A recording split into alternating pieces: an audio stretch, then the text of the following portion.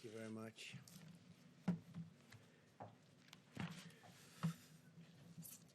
So, nice to be with you. America continues to gain ground in the war against the virus.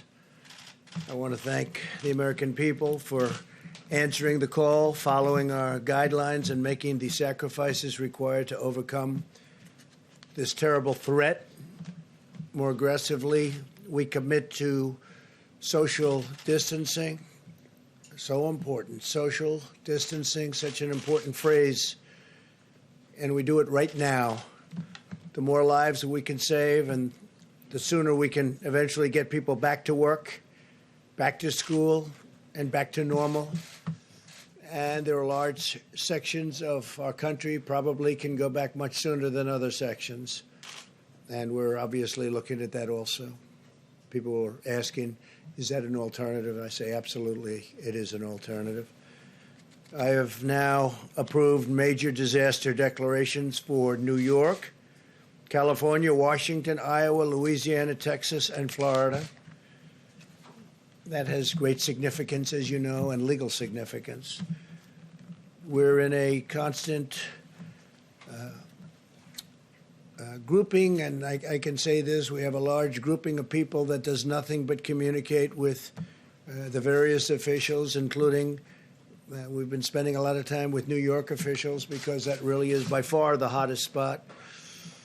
They've got a number of very tough weeks ahead of them. The governor's doing a very good job. I spoke to the governor, Governor Cuomo, last night and this morning, and he mentioned that in his remarks that he's using that we are using, and I think he feels, because he understands negotiation, he thinks we're using very appropriately the Defense Production Act, and we're using it where needed. It's a great point of leverage. It's a great negotiating tool. But I will tell you, there's tremendous spirit from people and tremendous spirit with respect to these companies. And I don't have to use it very much at all. They want to do it. As you know, General Motors is involved, Ford's involved, 3M's involved, others are involved, and they're all working very hard to produce all different products. We had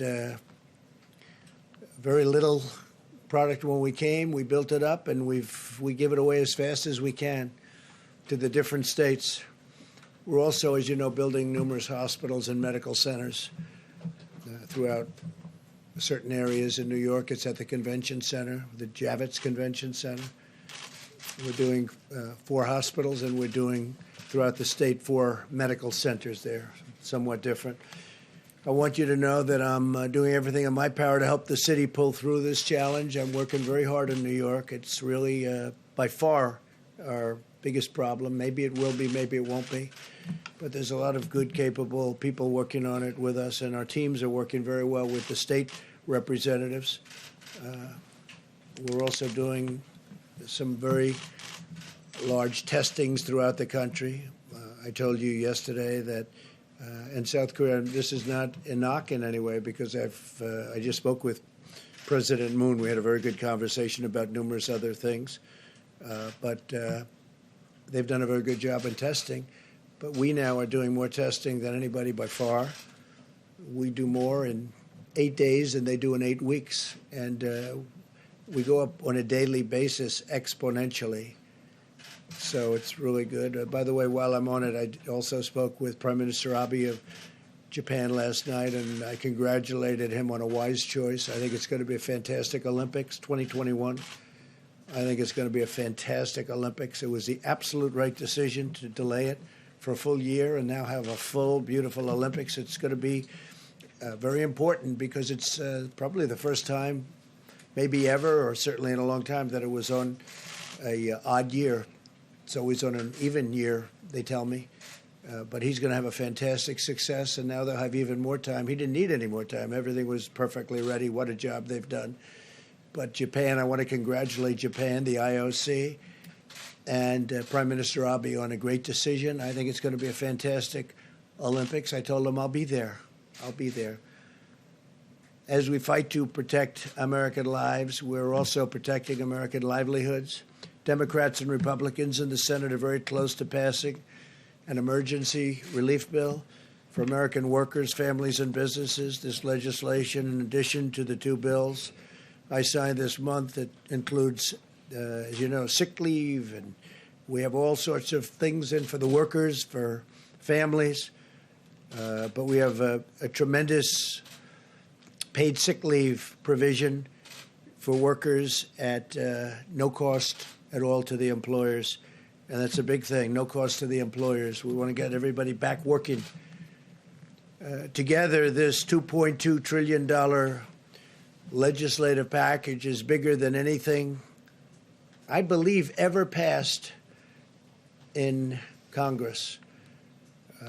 Perhaps, relatively speaking, if you go back, look during the FDR New Deal days, there was something that if you time value it, you could say it was bigger. I don't know. But this is certainly, in terms of dollars, by far and away the biggest ever done.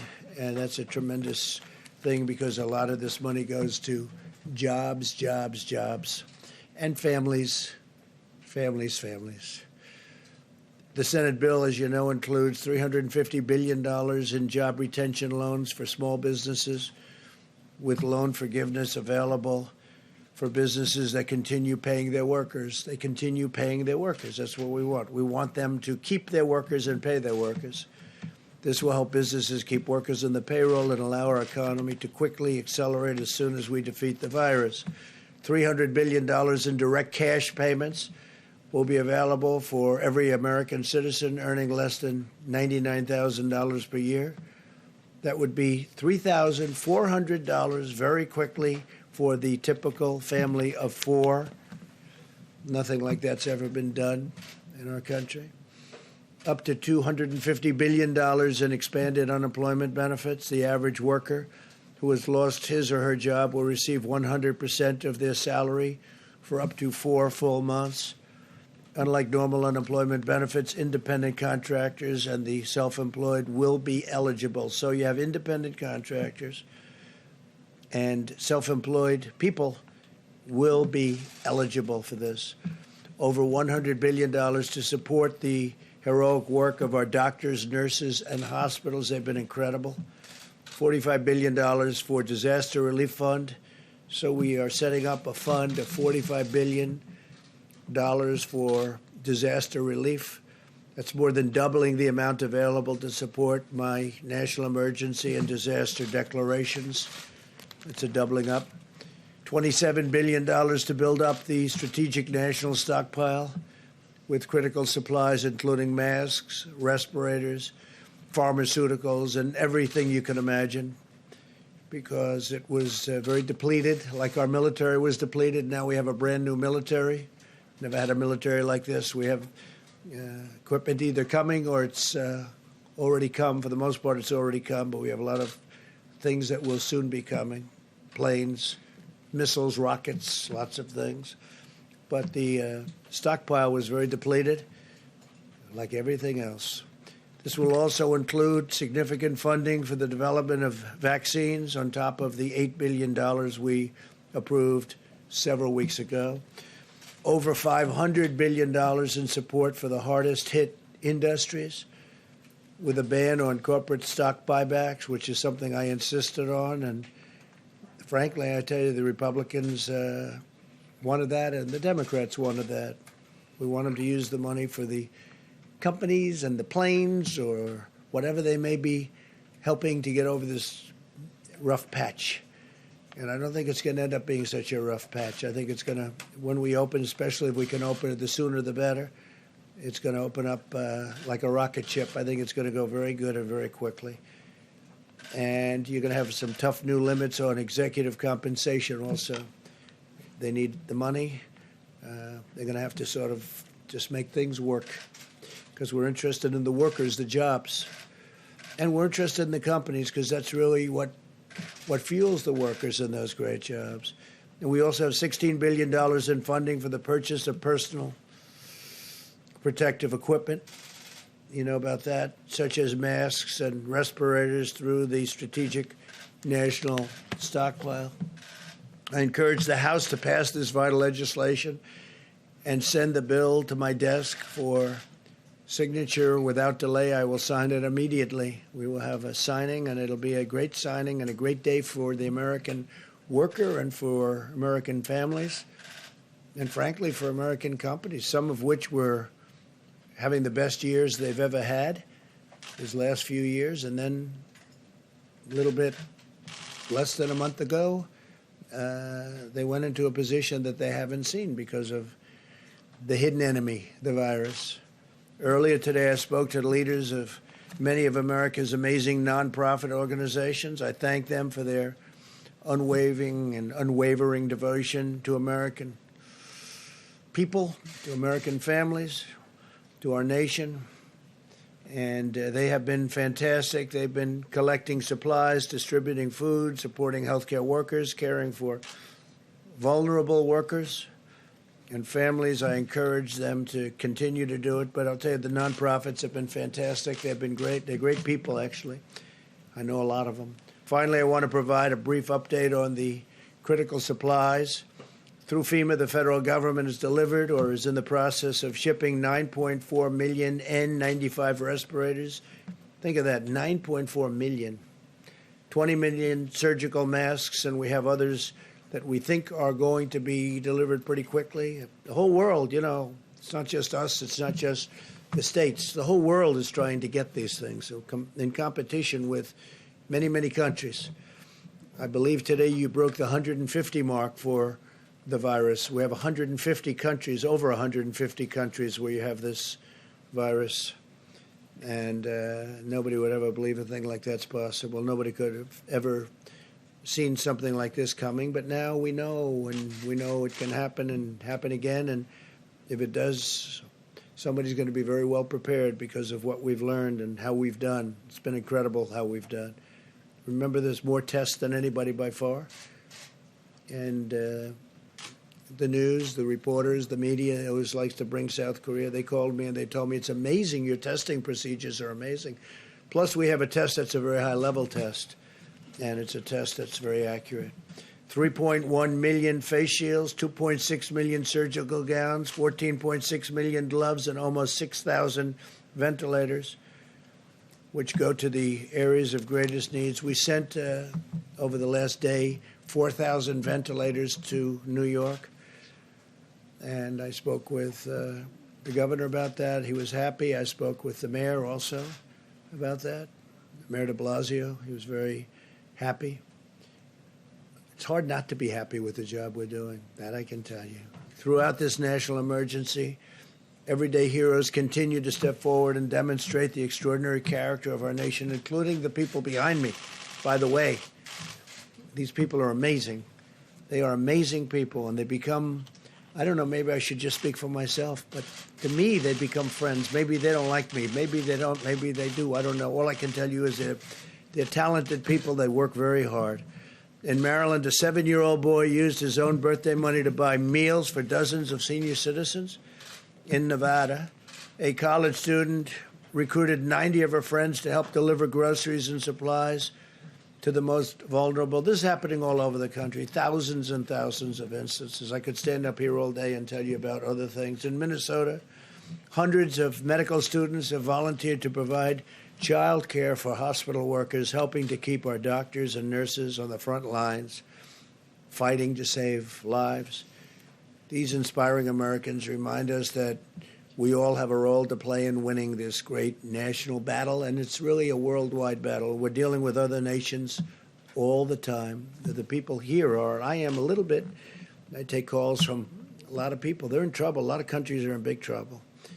So now we will hear from our great Secretary of the Treasury. He's been working rather hard, I will tell you. Steve Mnuchin is a fantastic guy, and he loves our country, and he's been dealing with both sides, Republican and Democrats. He sort of lived over in that beautiful building. It's a very beautiful building.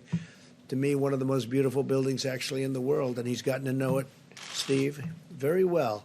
So if we could have a little update, Steve, would be fantastic as to how we're doing and what it's looking like. Thank you. Thank you very much, Mr. President. And first, let me say I would like to thank Mitch McConnell for his leadership, and I'd also like to thank Chuck Schumer for the enormous bipartisan support we had on this bill, and the many senators, both Republicans and Democrats, that worked tirelessly over the last 5 days on all the task force. As the President said, I got to live in the LBJ room for the last 5 days, and we couldn't be more pleased with the unprecedented response from the Senate to protect American workers and American business in this situation. The President has outlined many of these, but let me just quickly go through them. Again, small business retention loans. This will cover roughly 50% of the private payroll in small businesses, where we will immediately make loans that will supply 8 weeks of salaries as long as they keep workers employed and overhead. And those loans will be forgiven at the end of the period as long as they keep workers employed. These are SBA loans, but the Treasury will be issuing new regulations authorizing almost every single FDIC-insured bank to make these. I expect by the end of next week, we will have a very simple process where these can be made and dispersed in the same day. So this will be a very simple system to get money into small business hands. For companies that don't qualify that, we have a economic program of tax incentives to retain workers. And as the President said, we have enhanced unemployment insurance for people who don't fit into these two programs that will be administered through the states. We also have economic impact payments. These will be within the next 3 weeks, direct payments into most people's deposit accounts. And for those that don't have it, we will be having the checks in the mail. Treasury will have additional authorities. We have $500 billion that we can use to work with the Federal Reserve for emergency programs that will create up to an additional $4 trillion, if needed, to support American business and American workers in an unprecedented way. And then finally, the President mentioned $100 billion to hospitals and $150 billion to states that have specific coronavirus expenses, as well as many additional things. Mr. President, I especially want to thank you and the Vice President. You were constantly available to us. We spoke constantly throughout the day. You gave us guidance and quick decisions on many issues. And again, thank everybody for this great bipartisan work. This is going to be enormous help for the American workers and the American economy. The President was very determined that Congress would move swiftly to protect hardworking Americans in business in this unprecedented situation. Thank you very much, Steve. Great job. Day and night, right? Day and night. That was a lot of work, and we'll see how it all goes. We still need a vote, Steve, don't we? Do you have a question? Yes. Do you think this bill will keep the economy afloat? Hopefully a long time. We'll see. If we have to go back, we have to go back. We're going to take care of the American worker. We're going to take care of these companies that fuel this country and make the country great. It's not their fault. It's not their fault. But we think I would say we've anticipated 3 months. Hopefully we won't need this for 3 months. Hopefully this war will be won quicker. But we expect that this is a significant amount of money, if needed, to cover the economy. And don't forget, a lot of this is going to be to keep companies that are very strong, AAA-rated companies previously, to keep them going. And it's going to be in the form of loans, so the money's going to come back. A lot of this money's coming back. Separately, let me ask you about something you said yesterday. You said we should never be reliant on a foreign country for the means of our own survival. Yeah. What did you mean? Well, by I've been saying that for a long time. Well, we're reliant on many countries where we give up our supply chains, we give up our factories, we give up our production facilities, and we can buy it someplace else for a little bit lower price. But it's really costing us more when that happens because we lose jobs, we lose everything, and we lose our independence, and we can't let that happen. So we'll be making some changes. We have been making those changes. Is there an executive order to basically ban the export of medical equipment? I don't know that we'll need that, but I think it's happening by itself. I think a lot of things are happening. Well, some people, we make the best medical equipment in the world, and you have some people like the European Union, they don't take it because they have specifications that don't allow our equipment in because it's designed in a different way. Even though it's a better way, it's designed. They're all playing games against us, okay? They've been playing games against us for years, and no president has ever done anything about it. But the European Union, you look at medical equipment, we make the best medical equipment in the world, but we can't sell it because, or not appropriately. And yet we take their medical equipment in our country. We're changing things, Steve. All this is changing. But they have specifications so that our equipment, designed specifically so that our equipment can't come into their countries. It's a very terrible thing that's happened to our country. And let me tell you, some of the people that took the biggest advantage of us are allies. You know, we talk about allies. They took advantage of us in many ways, but financially as well as even militarily. When you look at, if you look at NATO, the abuse that was given to our country on NATO, where they wouldn't pay. And we were paying for everybody. We're paying. Now, because of me, they're paying a lot. Now they've paid $135 billion more. And then ultimately, Secretary General Stoltenberg, who I think you would say is maybe my biggest fan, we got him to pay an additional $400 billion other countries. And but you know that, and then there's the trade. They make it almost impossible for us to have a fair deal. They know this. They know I'm just waiting. We have all the advantages, by the way. It's going to be easy when I decide to do it. But this isn't the right time to do it. But we've been treated very, very unfairly by the European Union. Please. Mr. President, 4 Republican senators have indicated that the extra $600 for unemployment insurance may encourage workers to leave their jobs, even though you can only collect unemployment if you're fired. I'm curious what you think of that concern. Well, I know the issue very well. We talked about it just a little while ago. Steve, I'm going to let you maybe discuss that. Sure. Now, the President and I spoke to several of those senators today, but let me just explain the issue, which is we wanted to have enhanced unemployment insurance. Most of these state systems have technology that's 30 years old or older. So if we had the ability to customize this with much more specifics, we would have. This was the only way we could assure that the states could get money out quickly in a fair way, so we used $600 across the board. And I don't think it'll create incentives. Most Americans, what they want to keep their jobs. And I said for 50% of these businesses, they will have the businesses keep those jobs. So this was, our number one issue was how do we make sure that American workers who needed to keep getting paid, this is no fault of their own, that businesses have been shut down. The president and vice president wanted to make sure those hardworking Americans got money, and this was the most efficient way of doing it. Senators that you spoke with, are they in agreement now? I'm not going to comment on the specifics of where they are, but I would say, our expectation is this bill passes tonight and gets to the House tomorrow, and they pass it. We need to get this money into the American economy and American workers. That's the importance of this. The one good thing when you think about that, people are going to get actually more money, but we don't want to give a disincentive. But they have been talking about that. It's a good question, actually. Yes, ma'am, please. Yes, thank you. The family of, on another subject, the family of retired FBI agent Robert Levinson says that U.S. officials have concluded that he's died in Iranian custody. Are you aware of that? And how did U.S. officials reach that conclusion? I've been very much involved in that. And he was a great gentleman and a great family. It's just, I have to say this, and they've been making the statement to the family, I believe, but it's not looking good. He wasn't well for years anyway in Iran. It's not looking promising. We've gotten so many people back.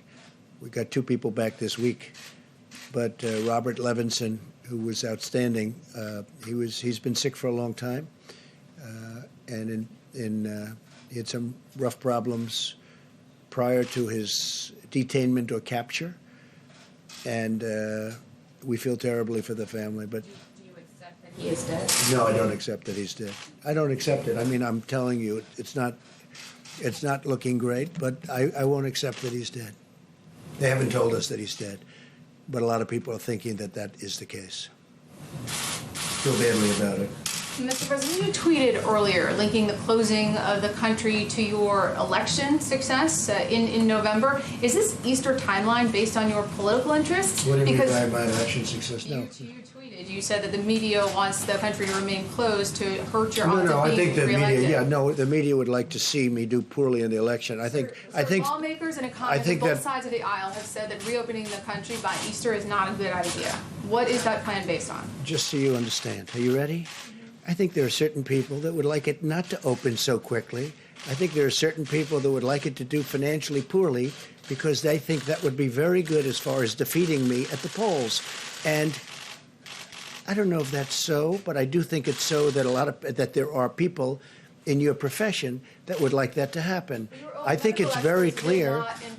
I think it's very clear that there are people in your profession that write fake news. You do. She does. There are people in your profession that write fake news. They would love to see me for whatever reason, because we've done one hell of a job. Nobody's done the job that we've done. And it's lucky that you have this group here right now for this problem, or you wouldn't even have a country left. Okay. Go ahead, Mr. President, two questions. The first one, once you sign the $2 trillion package, how soon or how rapidly do you expect to see Who economic growth? Who are you with? I'm at CBN. And my second question is, we are hearing you are pushing for April 6th to have direct payments issued to taxpayers. Is that the target date? I think that's Again, very much. I would say our expectation is within 3 weeks, we will have direct payments out where we have depository information. And we're looking to get a lot more information, and we have procedures to do that. So 3 weeks for that. And I would say the end of next week, we want all the banks to be able to originate loans same day. Thank you, Mr. President. I have two questions for you. One is that tomorrow you're going to be speaking with the G20 leaders, and I want to know if you're going to lead an effort to craft a worldwide ban on wild animal markets so as to prevent another pandemic, given that COVID-19 is a zoonotic that was transferred to humans in trade of exotic animals. Yeah, I don't know that subject's going to come up. There is a lot of talk that that's how this all happened, came out of China, and they say that's how it happened in China. So it's something maybe will be talked about, but it's not the top of my list. Yes, I think we'll have we're going to have a very good conference tomorrow. Well, and to follow up, also, Dr. Ashish Shah, who's the head of Harvard's Global Health Institute, says that the key to getting this economy open as soon as possible is to test everyone who needs testing so we can quarantine all infected individuals and allow everyone else to go back to work immediately. Would you subscribe to that strategy? No, but we have tested more than anybody. I saw him. And if not, how many deaths are acceptable? Yeah. How many? None. Okay. How many deaths are acceptable to me? None. Okay, none. If that's your question. Look, I saw him. I saw his statement. We have tested by far more than anybody. We're testing more than anybody right now. There's nobody even close. And our tests are the best tests. They're the most accurate tests. But if you're saying we're going to test 350 million people, I watched his statement. I disagree with it. We can go to certain states. I could name them now, but I'm not going to do that. But we can go to certain states right now that have virtually no problem or a very small problem.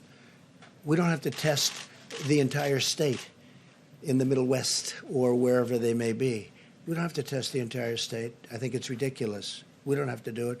A lot of those states could go back right now, and they probably will, because at some point in the not-too-distant future, certain states are going to come off the rolls. Maybe New York can't, and maybe California can't.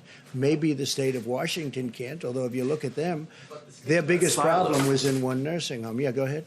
But the states aren't siloed. And so, I mean, somebody, if you test one state and then the person moves over to the other state, well then... Well, you know, you're going to just look at that. But if you take a look at the states, and many states that I'm talking about, they don't have a problem. We have some big problems, but it's confined to certain areas, high-density areas. So why would we test the entire nation, 350 people? With that being said, I'm going to say it again. We tested far more than anybody else. We have the ability to test. I mean, we've come a long way from an obsolete, broken system that I inherited. We have now tested, with the best test, far more than anybody else. When I say anybody else, I'm talking about other countries. No country is even close. They came out with a statistic, I guess, yesterday that I heard from Dr. Birx, where it's for eight days here, more than 8 weeks in South Korea. And South Korea's done a good job. But we did in 8 days more than South Korea did in 8 weeks. That's a big number. And we're getting, I said before, exponentially better. Every day it's going up substantially. We have an incredible apparatus built now. But no, I don't want to test 350 million people. I think it's ridiculous. Yes, please. Thank you so much, Mr. President. 2 questions. One follow-up on the G20, because the UN asked the G20 countries to do for more resources for a coordinated stimulus package, ban on tariffs, waive on sanctions to try to prevent what they call an apocalyptic pandemic. Would you consider those measures? And With respect to what? On tariffs, and also related also to waive tariffs, and also Look, we have strong sanctions. borders. Yeah. And would you consider to join this global effort? So before I came here, we weren't into borders. We had a country, people could come in. We had a whole different deal. Now we're up to almost 164 miles. Think of that, 164 miles of wall, big, beautiful wall. And in those areas, it's very, very tough to come in. We've been very tough on the borders. I mean, where we have the wall built, nobody's getting through. Now, they're going around, but that's a long trip. If they're going around, that's the way they get through. But, no, I'm very strong on borders, and I don't want people coming in here. What I want is if they're going to come in, they have to come in legally. They have to come in through merit. We're not having the people that you're talking about come into our country. All right. Just a follow-up for another question. Thanks, sir. Question for you and then for Dr. Fauci, if you'll let me. Both Republican and Democrat packages of the stimulus included $25 million worth of funding for the Kennedy Performance Arts Center here in Washington, D.C. Shouldn't that money be going to masks, respirators? Well, I tell you what, I approved that, and I knew it was $35 million, and we actually took off 10. But I'm a fan of that, although I haven't spent time there because I'm far too busy. I'd love to go there evenings, but I'm too busy doing things because that's more important for me than going there. But the Kennedy Center has suffered greatly because nobody can go there. It's essentially closed. And they do need some funding. And I said, look, that was a Democrat request. That was not my request. But you got to give them something. It's something that they wanted. You know, it works that way. The Democrats have treated us fairly. I really believe that we've had a very good back and forth, and I say that with respect to Chuck Schumer. I spoke to him a number of times. But, you know, they had requests also. So that was a request. There were 35, as you know, and it came down to 25. We got it down to 25. We agreed. I said, that's a lousy soundbite. That's not a good soundbite, but that's the way life works.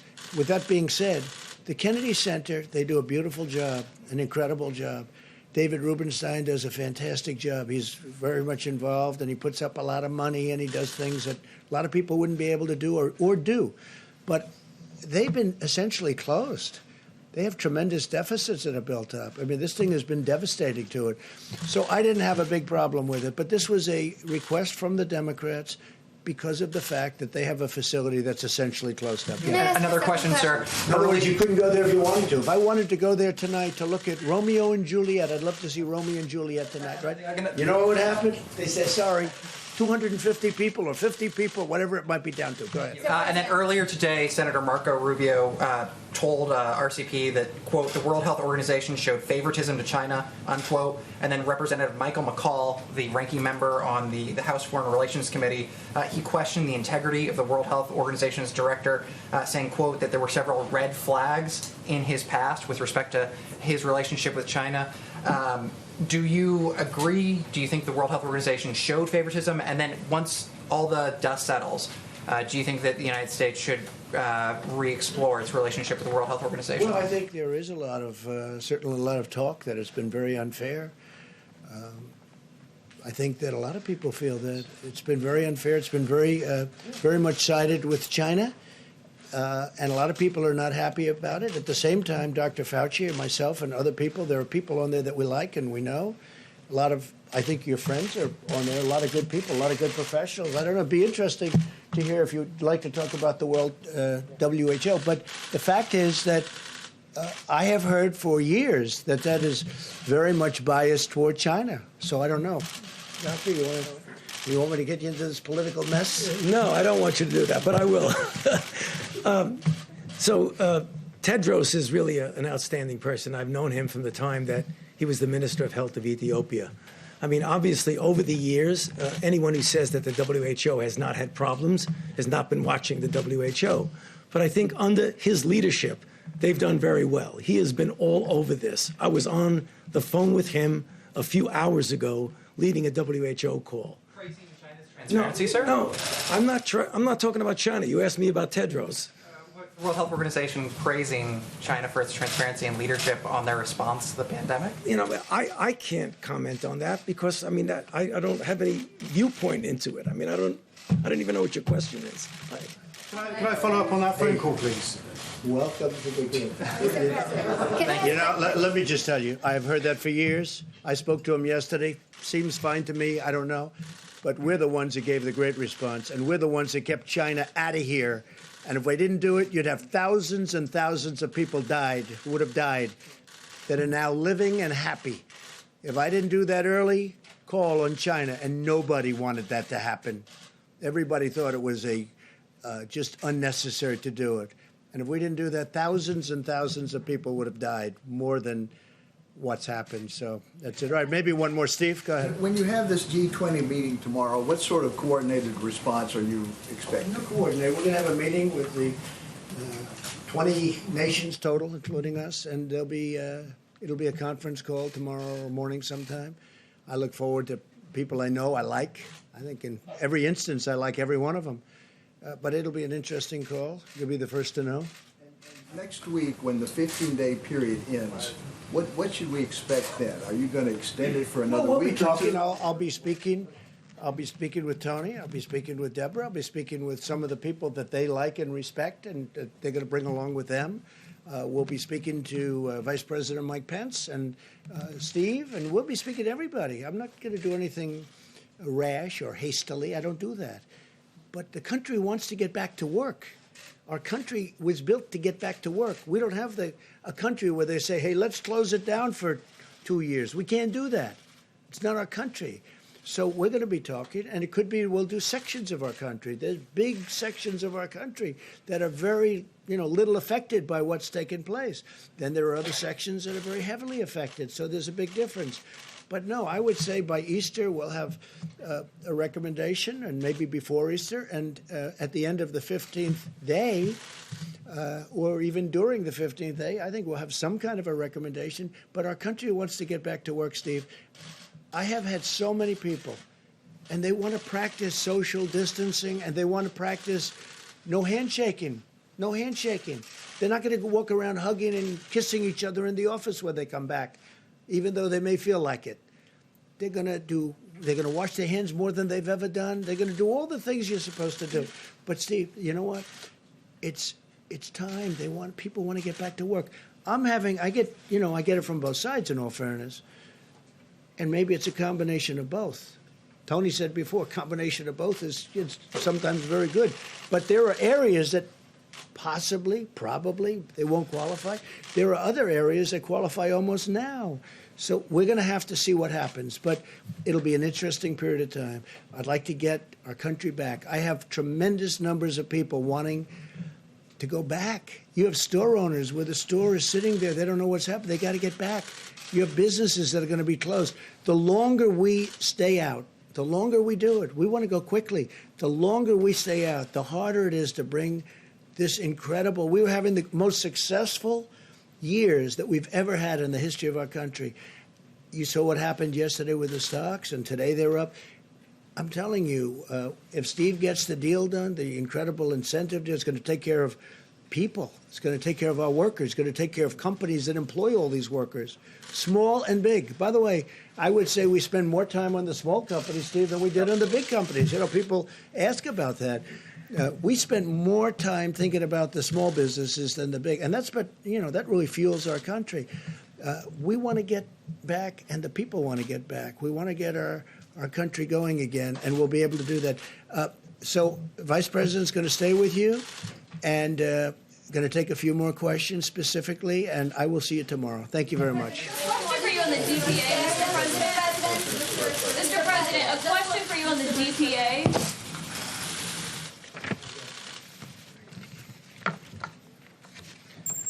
Well, thank you all. A report on today's action by the White House Coronavirus Task Force. The President and our entire team continue to be inspired by the way people all across this country are putting into practice 15 days to slow the spread. We are 10 days into the 15 days. And let me say again to every American, if you're in an area that's been impacted by the coronavirus, it's absolutely essential that you listen to state and local authorities for guidance. But for every American, what you can do is implement the practices outlined in the President's coronavirus guidelines today. Because we truly do believe that, as millions of Americans have done and will continue to do, that we can significantly impact the rate of growth in this epidemic in our country. We can spare Americans from exposure to the coronavirus, and we can save lives. And so on behalf of the President and our entire task force, I want to say thank you to the American people. And thank you for your cooperation. Thank you for embracing the principles in 15 days to slow the spread. We heard about that cooperation today in a series of conference calls. We spoke with equipment manufacturers who are stepping forward as never before to assist us in developing the medical equipment that is essential, whether it be masks or other medical supplies or ventilators. FEMA reported to our task force today that hundreds of companies have stepped forward to be involved in the supply chain, and we are vetting nearly 70 of those countries for specific repurposing of their manufacturing to produce everything from masks to gloves to gowns and, of course, to ventilators. We also had a very productive call with Secretary Betsy DeVos with education leaders from around the country today. And let me say on behalf of the President and a grateful nation, thank you to all of our teachers, many of whom are now home, teaching children from afar, even in many cases while they have their own kids home from school. You are truly heroes. And the Department of Education, as well as your State Department of Education, are grateful to each and every one of you who find yourselves educating out of home. And the Department of Education has a helpful website on coronavirus recommendations, ed.gov/coronavirus.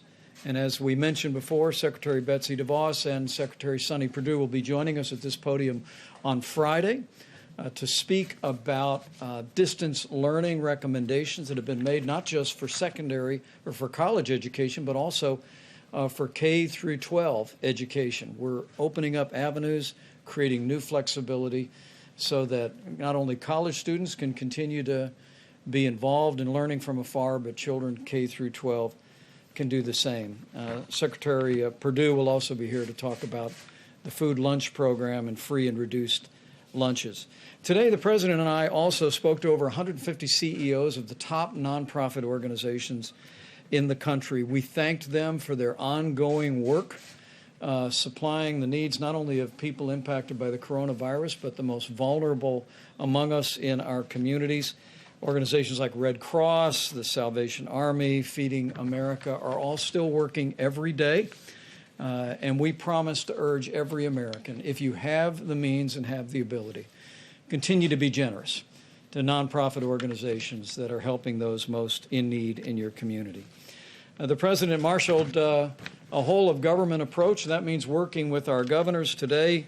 The President and I were in direct contact with governors of New York, California, Washington State, New Jersey, Michigan, and others. And we continue to be inspired and impressed by the leadership that governors are providing in their states, making tough choices, leading their states, and the President and I are truly grateful. The task force made a recommendation, and FEMA has assembled a team to provide technical assistance to the state of New York. And that team was welcomed by Governor Cuomo. Will be arriving on the ground there very soon, along with all the other resources that the president recently announced would be flowing to New York and to Washington State and to California. In my conversation with Governor Gavin Newsom of California, I was pleased to speak to him and hear that our FEMA team is literally at the table with the state of California's team, working to meet their supply needs, working to work on capacity. And I want people to know in the states that are most impacted by the coronavirus that we are with you. We're going to stay with you. We're going to continue to work around the clock to make sure your courageous healthcare workers, your health systems, and your state governments have the resources to support your response. On the subject of testing, Dr. Birx will reflect on what the data is showing in just a moment. Not including local labs and hospitals, we are at 432,000 tests completed. And we're pleased to see that there are literally drive-through and community sites around the country, and the U.S. Public Health Service is assisting states in standing those up each and every day. We do remind hospitals and labs around the country, and the moment the president signs the bill, that it is absolutely essential that they provide the results of the test to us. It gives us visibility into what's happening on the ground. But because of the public-private partnership President Trump initiated with these vast commercial lab networks around the country, we are adding tens of thousands of tests every single day. On the subject of supplies, before the end of the week, we'll talk a bit more, as the President did moments ago, about the supply chain. I was at FEMA last night and literally saw a room full of people with laptops and cell phones. We are literally leaving no stone unturned, as I told governors today, to find medical supplies, whether it be masks or gowns or gloves or ventilators, and the team is working around the clock to meet those needs. A few smaller items. First and foremost, the CDC is developing guidance, which we'll be publishing tomorrow, about the best way to utilize our natural resources at our parks. It would be several weeks ago that our Park Service waived all entrance fees, and we directed the CDC to produce guidance for how people can still practice social distancing and common sense, but be out of doors and enjoy our natural parks. We'll also be sharing that guidance with the vast state park systems around the country and encouraging their support.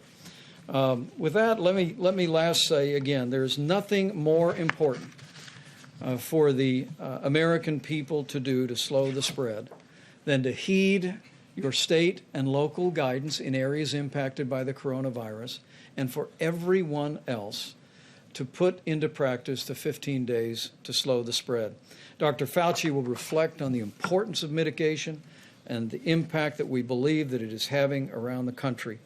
But it is, people ask me from time to time, what can I do? And I say from my heart to every American, this is what you can do.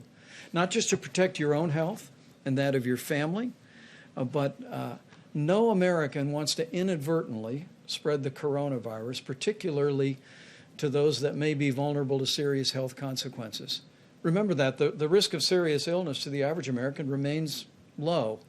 I mean, the vast majority of people that contract the coronavirus will have mild symptoms to flu-like symptoms and will recover. But for seniors with serious underlying health conditions or with people with immunodeficiencies, everyone needs to practice the principles of 15 days to slow the spread. The President announced this week that we are looking forward to the day that we can open up the country. And this team will be bringing him recommendations about how we can safely and responsibly do just that. But for every American that wants to see America back in business, you can hasten the day by putting into practice the 15 days to slow the spread. Go to coronavirus.gov for details. And I truly do believe if all of us will do all that we can do, we will slow the spread, we will protect the most vulnerable, and we will heal our land. With that, let me recognize Dr. Tony Fauci to speak about Dr. Birx, please, and then Dr. Fauci. Thanks, Dave. Thank you, Mr. Vice President. And thank you all for listening to us talk to the American people. We've been watching the testing results. It's very critical to us. It's very critical to be looking at that very carefully. Let me tell you two things that are going on in parallel. Our system to look at flu-like illnesses is still up and running in county after county and state after state. And why is that important? For those of you who've been following the flu epidemic this year, you'll remember we had flu A, then we had another peak of flu B, and those systems that are in every single state and local government is the platform where we can see whether there's any increase in flu-like illnesses. So if you have very few cases in your state and in your counties, maintain your flu surveillance system that you work closely with the CDC on, and look for changes in your slope of new flu-like illnesses. And there are enough test kits, and there's particularly enough of the CDC test kit where we started that runs on your flu surveillance platform to be constantly surveilling what those flu-like illnesses are in our states and counties that have very low number of cases. We have counties still with 0 to 1 cases, but they can participate in the surveillance that we need to have out there now by using their flu-like surveillance system, and we thank all of the states who have that up and running. If you go to cdc.gov and go to flu surveillance, you can see state by state, and you can be looking at those curves with us. It's what we're looking at day by day, in addition to the testing results that are coming in. For the testing results, still, there's 4 counties that constitute the majority of both the current cases and new cases. I think you know those are New York City, Westchester, New York, Suffolk, and Nassau County. Those are the 4 counties, all associated with New York and the New York metro area. There's a few counties in New Jersey, but this is still where 56% of the cases are and 56% of the new cases. It's very important that people look at the number of new cases per day. Remember, we told you it was going to take us a while to work through the testing backlog. I think we're close to working through the testing backlog so that you can interpret the number of cases per day, and you will see in New York City that the number of cases per day has been relatively constant over the last 3 days. Those are the number of new cases per day. This is a real call to every person in New York City and the New York metro area to continue every one of these 15 days to slow the spread and to do that part of it at the same time that they're following the mayor's and governor's piece. Yesterday, we talked about people that may have left the metro area that were residents of the metro area that may have gone to secondary homes or other places to reside. And we've asked all of them to carefully monitor their temperatures and self-isolate from the communities where they went, just to ensure their own health and the health of their communities while people move around the country. Finally, why this is so important. It's very important to me personally because my grandmother, for 88 years, lived with the fact that she was the one at age 11 who brought home flu to her mother, named Leah, for which I am named, when her mother had just delivered. And her mother succumbed to the great 1918 flu. She never forgot that she was the child that was in school that innocently brought that flu home. This is why we keep saying to every American, you have a role to protect each and every person that you interact with. We have a role to protect one another. It's why we are social distancing and you are social distancing. But to every American out there, when you are protecting yourself, you're protecting others. And if you inadvertently, I know, brought this virus home to someone with a pre-existing condition, I can tell you my grandmother lived with that for 88 years. So this is what we're trying. This is the message that's important to everybody. This is not a theoretic. This is a reality. You can see the number of deaths that are occurring. We all have a role in preventing them. So thank you for the work that you do to get our message out to others, to really ensure that every American understands how important their role is as we move through these next 5 days to not let up for an instant. I hear some reports that someone said, oh, well, the new cases in New York are increasing or the hospitalizations are increasing. The number of new cases over the last 3 days have been consistent but not rising any more than a consistent day-over-day rise. You will see hospital cases continue to increase because they are a reflection of what happened 1 to 2 weeks ago before the full mitigation efforts were put into place. So each person in every place, no matter what county, what community, what state, can work with us to ensure that we prevent the spread of this virus to others. So thank you. Thank you, Mr. Vice President. I just want to spend a couple of minutes telling you a little bit about some information that I got on our weekly call that we have at least once a week with the WHO, which is led by Dr. Tedros and Mike Ryan, who's the point man there, to give us some information. And in that regard, I want to apologize for my curt response to you when you asked me about the China deal, because I shouldn't have done that. That's not my style. But what I really wanted to say is that my job is that I'm a scientist, I'm a physician, and I'm a public health person, and I don't like to get involved in that stuff. So anyway, getting back to the WHO. So we learned some really interesting information because obviously the other countries like China and others had been hit prior that we did. One of the things that was striking to me, and I just throw it out because it's something that we will face. We're not facing it now, but we will face. Our Chinese colleagues are very concerned because they went through the entire cycle of the curve to come down. And they have very, very few cases. But what they're starting to see as they're relaxing the constraints on travel, that they're getting imported cases. And they wanted to warn us that when we get successful, make sure you very carefully examine how you're going to release the constraints on inputs. So I know we're going to be successful in putting this under control, but I think we're going to have to remember we don't want to import cases in. That's the first thing for today. The second thing that was important is that it was something that Dr. Birx mentioned. And that is when you look at the inflection of the curves, we now have multiple different countries that have gone through various phases of their individual outbreaks. And you could learn something from them about where you are in your own outbreak. For example, when China went up, what happened is they just didn't turn around. They went from going to, I'll just take an arbitrary number, 500 new cases a day. The next day it was 1,000 cases, then 1,500, and then 2,000. But once the number of new cases each day starts to flatten out, that's when you get to that point where the inflection goes down. So what things we want to look for, the things that Dr. Birx had mentioned. That doesn't mean you declare victory when it does that, but you know you're at least on the way to where you want to go. And I think that's really very important. The third and final thing that I think gets back to the question that many of you in the audience have asked of us is about, would this possibly become a seasonal cyclic thing? And I've always indicated to you that I think it very well might. And the reason I say that is that what we're starting to see now in the Southern Hemisphere, in Southern Africa, and in the Southern Hemisphere countries is that we're having cases that are appearing as they go into their winter season. And if, in fact, they have a substantial outbreak, it will be inevitable that we need to be prepared that we'll get a cycle around the second time. What does that mean for us in what we're doing?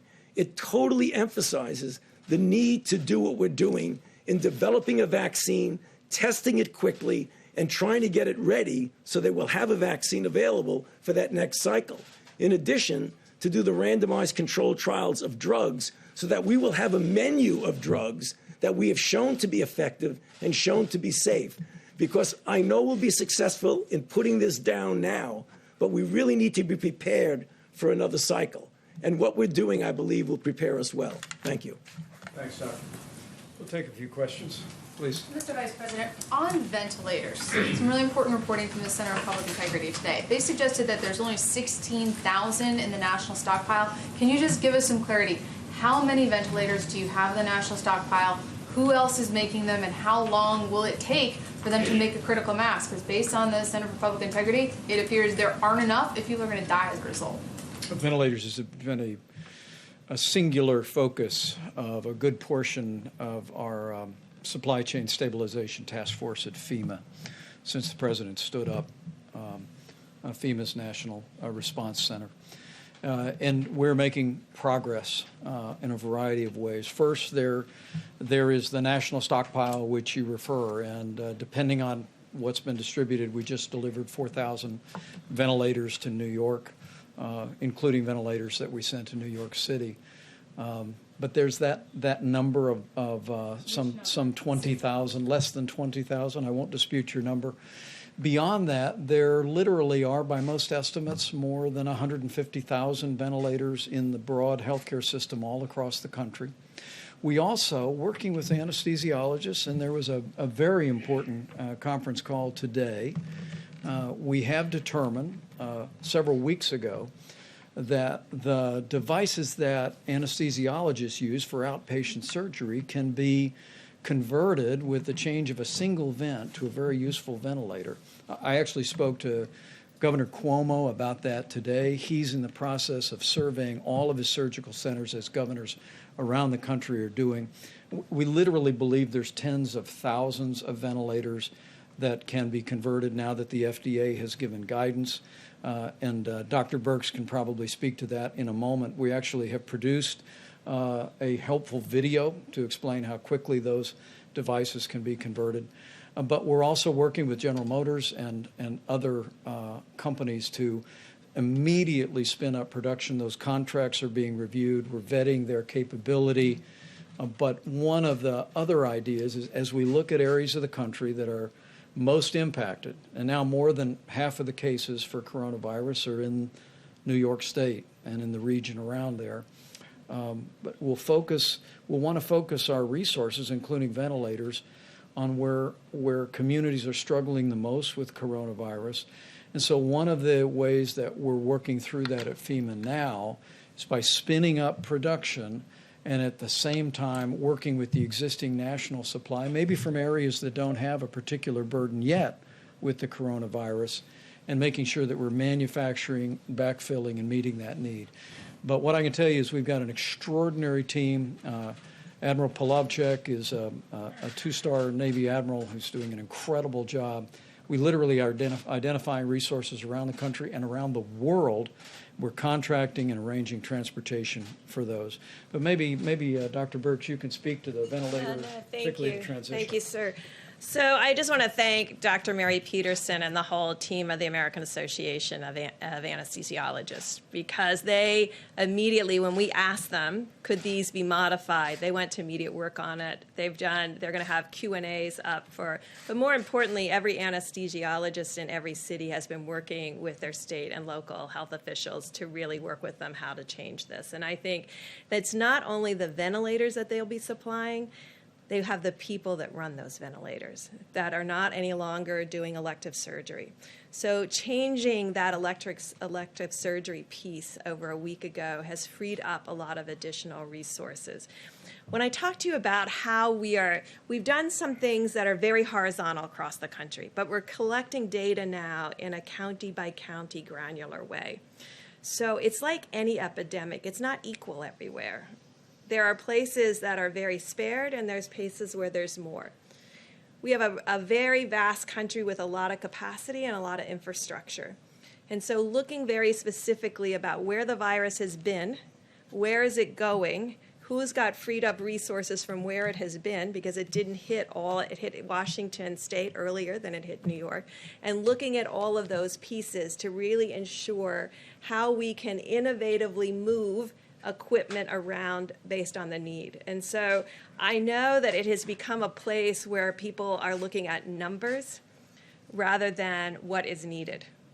Because if you do these projections, when you got to those projections that said, like in Germany and others, that implied that 60% or 50% of the population would get infected, I want to be very clear, the only way that happens is this virus remains continuously moving through populations in this cycle, in the fall cycle, and another cycle. So that's through 3 cycles with nothing being done. And so we're dealing with the cycle A right now, not the one that could come in the fall of 2020, although we're getting prepared for it by the innovations that are being worked on, and not the 2021. We're really dealing with the here and now while we're planning for the future. And I think the numbers that have been put out there are actually very frightening to people.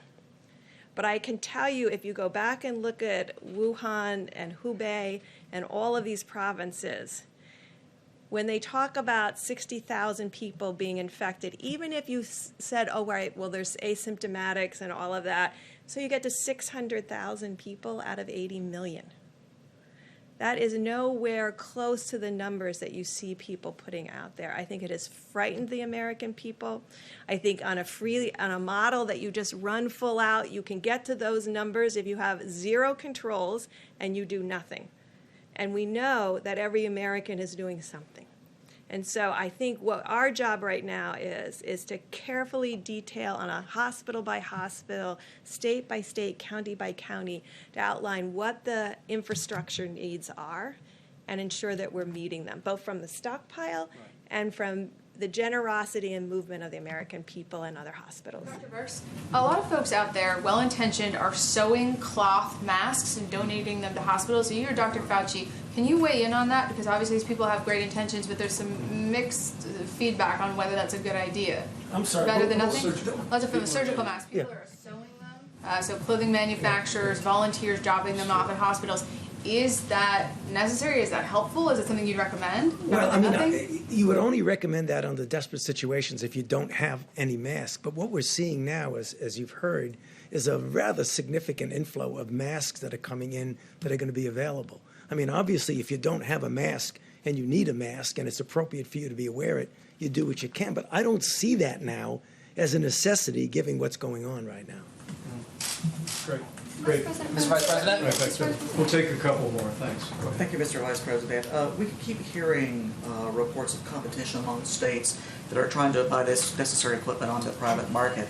And the governor of Kentucky said yesterday that his state was in line to buy some equipment, but FEMA came in and purchased it from under them. So he says this is creating a real problem for states because on the one hand, they're being told to get the equipment themselves if they can, but on the other hand, the federal government is buying up the supply chain. So is this a problem that you're hearing about, and what is your advice to states like Kentucky that are having this issue?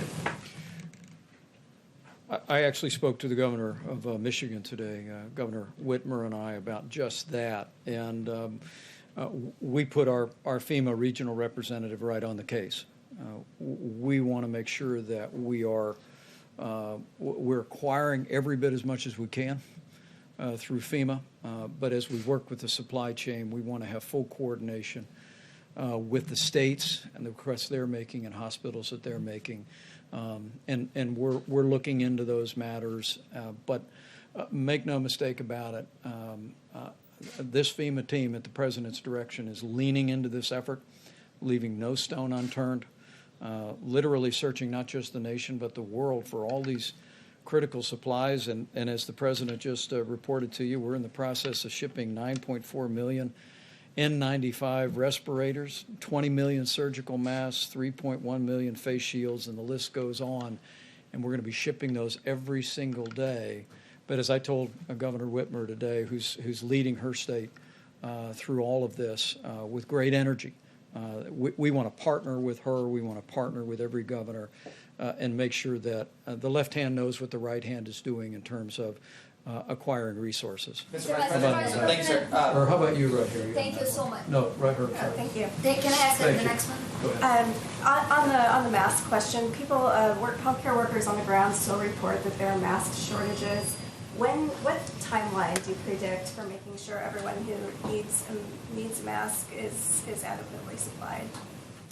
Well, I'm going to let Dr. Burks address that as well, but let me say again, I just received a report. We're going to be detailing it before the end of the week, where we've literally identified significant resources, not just around the country but around the world, of the masks that can be used by healthcare workers. And but as Dr. Burke said, we are focusing those resources in the areas where healthcare workers are most exposed to the prospect of contracting the coronavirus. The President's made it clear from early on, right after seeing the needs of Americans who are struggling with the coronavirus, making sure they have the support that they need on the same level of priority. We want our healthcare workers to have the personal protective equipment to be able to do their job safely, and we're working on that. I will tell you, I spoke about this today to several governors, not only the governor of Michigan, but the governor of Indiana, and President Trump and I couldn't be more grateful. The way governors around the country are joining us in calling on businesses to go back to their warehouses and identify industrial masks, N95 masks, that because of the change that President Trump insisted on in the law, can now be used by hospital workers. And they're perfectly acceptable to protect a healthcare worker from the possibility of a respiratory disease. But we're calling on, and our governors are joining us in calling on every business across America during this time of great challenge where many businesses are idled. Go back to your storehouses, identify N95 industrial masks, and as I told our governors today, they can call FEMA, they can call the state healthcare services, or they can just load them up on a flatbed and drive them over to their local hospital. And literally, we hear stories in every state in the union of people doing that. And so it's happening all at the same time, and we'll be detailing the progress we're making on masks. Anything further, Deb? Thank you, Mr. Vice President. I just wanted to add one piece, and this is really a call to every state out there and every county that has been doing community-based testing. The FDA put out new guidance, we talked about it several days ago, that people can do self-testing in the drive-thru, where you give them the materials to do it in their car, and you pick it up in a biohazard bag. This would free up all of that PPE that you see being utilized in those drive-thrus back to the hospitals and back to the clinics that need it the most. We have to move to the new technology. FDA worked tirelessly to get that out there so that it could be sparing of gowns and gloves and full respiratory N95s. This is the moment to move to that self-testing front of nose with the new applicators that can be utilized so that every single bit of the N95s can be put into the hospitals that need it. Dr. Burks? Mr. Vice Vice President. Let me just say we look forward to seeing you all tomorrow. We'll be back here with further progress and news. But if I could just say to every American, Is he okay? we'll get through this. He keeps asking you if you're okay. We'll get through this. But we'll get through this together. Every American needs to understand that whether you are in an area that's impacted by the coronavirus or an area where there's very few cases, if you do your part to put into practice 15 days to slow the spread, you will do just that. You'll impact the spread of this coronavirus epidemic in our country. These experts tell me that we can significantly reduce the number of Americans that will be exposed to the coronavirus as every American continues to put these guidelines into practice. And we just know that with all of the extraordinary effort that's being done at the federal level by this tremendous team in all of our agencies, all the great leadership by governors in both parties across the country, with all the incredible and courageous work by healthcare workers, with the cooperation and the prayers of the American people, we will get this done. We will not only slow the spread, we'll protect the vulnerable, and we'll heal our land. Thank you all. We'll see you tomorrow. Thank you, sir.